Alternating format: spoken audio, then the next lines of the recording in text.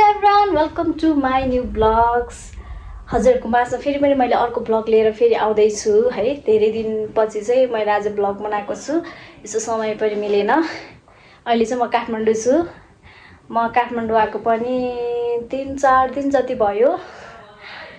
दिदीको यहाँ चाहिँ लागबत्ती बाल्ने पूजा थियो। सो त्यही पूजाको लागि चाहिँ म हिजो 3-4 दिन जति भयो आएको चाहिँ। सो हिजो चाहिँ हाम्रो लागबत्ती थियो दिदीको सकियो।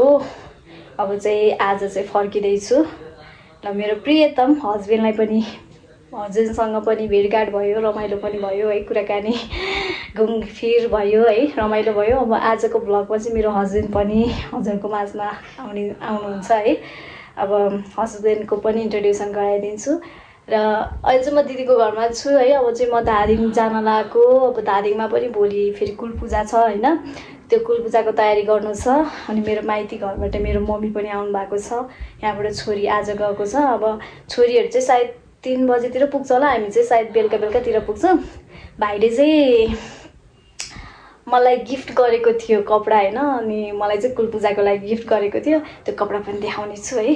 अनि कस्तो राम्रो ल्याइदिएको छ, तर अलिक ठुलो भएर चाहिँ मैले आज घटाउन दिएर चाहिँ हामी बिहानै निस्किने मान्छे अहिले निस्किन लागेको छौँ। अब खानासाना खानलाई माथि जान लागेकोमा चाहिँ अब खाना खान्छौँ अनि त्यसपछि हामी चाहिँ कपडा लिन्छौँ। सिलाउन दिएको थिएँ, कट गर्न दिएको थिएँ, त्यो फिटिङ गर्न दिएको थिएँ मैले चाहिँ कपडा। अनि त्यो लिएर चाहिँ हामी धादिङको यात्रा, हाम्रो घरको यात्रा है जाँदैछौँ। बुढाबुढी हामी चाहिँ बाइकमा, आज चाहिँ राइडमै हो। अनि सायद हस्बेन्डको पनि भ्लग आउँछ। अनि मेरो हस्बेन्डको पनि राम्रो भ्लगहरू छ, JRS भ्लग छ है। सबैजनाले माया गरिदिनुहुन्छ भने पूर्ण अपेक्षामा छु। तपाईहरुलाई चाहिँ मैले कुल पूजाको सबै भिडियोहरू देखाउँछु है। हाम्रो कुल पूजा मेरो चाहिँ बिहे गरेपछि बल्ल फर्स्ट टाइमको मेरो चाहिँ पहिलो कुल पूजा हो है। अब त्यही भएर सबै काम आफै गर्नुपर्ने भएको छ। अब भाउजू पनि दिदी पनि आउन नभ्याउने भन्ने कुरा छ यहाँ चाहिँ। अनि त्यही भएर चाहिँ अलिक गाह्रो छ। कसरी गर्छु होला, बट गर्छु। गाइस म चाहिँ खाना खानको है, बोलाइसक्यो अघि नैबाट। ल गाइस अब म दिदीहरू पनि देखाउँछु, दाइ पनि देखाउँछु हजुरलाई है। आज चाहिँ हाम्रो फ्यामिली ग्रुपको भ्लग छ है। ल गाइस अब चाहिँ खाना खाने क्रममा चाहिँ दिदी हुनुहुन्छ है। हाई, इन्ट्रोड्युसन दिदी। म कौशिला रुवाली। हामी थोरै मात्रै खान्छौँ, अब यति नै सक्छु होला। अनि यहाँ चाहिँ दाइ हुनुहुन्छ। माय नेम इज रमेश मान बाजु। म चाहिँ माइलो भाइ हो। भाइ यस मान्छे रमाइलो नै छु। माइलो भाइ नाप्दिन्छु पनि। यता चाहिँ डियर हस्बेन्ड हो। हेलो गाइस, वेलकम टु हाम्रो बुढीलाई सबैले साथ दिनु होला। सबैले हेरेर धेरै धेरै माया गरिदिनु होला। अनि त्यो के जान्थ्यो सबै गरिदिनु होला, सब्सक्राइब्स। ल गाइस अब चाहिँ हामी खाना खान लागे। मेरो खाना चाहिँ सेराइसक्नु लाग्यो। अब चाहिँ खाना खाएर चाहिँ हामी धादिङतिर जाने क्रममा छु।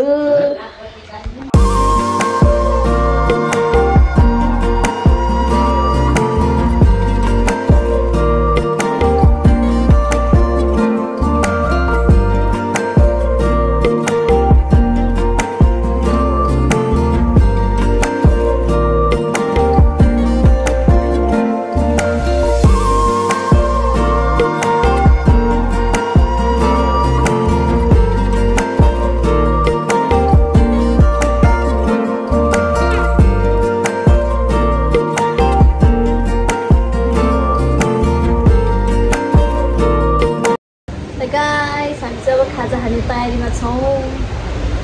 कस्तो हुँदैछ? हो, बेसरी थकेर आइरहेछ साथीहरू है।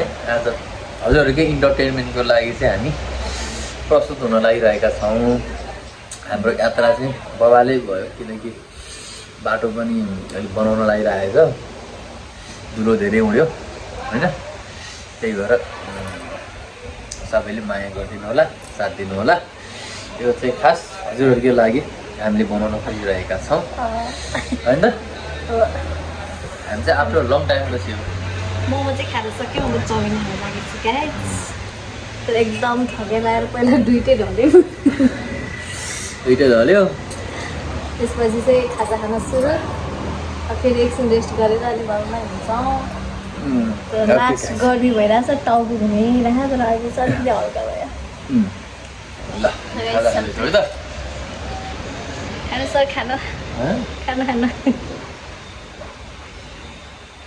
खाँदैछौँ बक्नमा खायो चाउमिन खायो खाँदैछौँ खास भोलि कुल पूजा छ हाल्नुपर्ने हामी चाहिँ अझै बक्तिर ल आएन र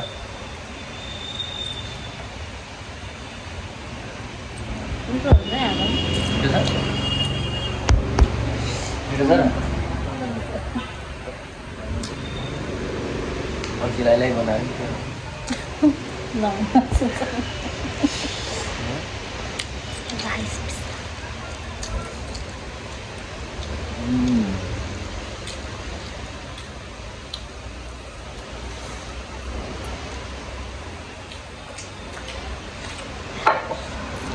अब चाहिँ तागत आओस् है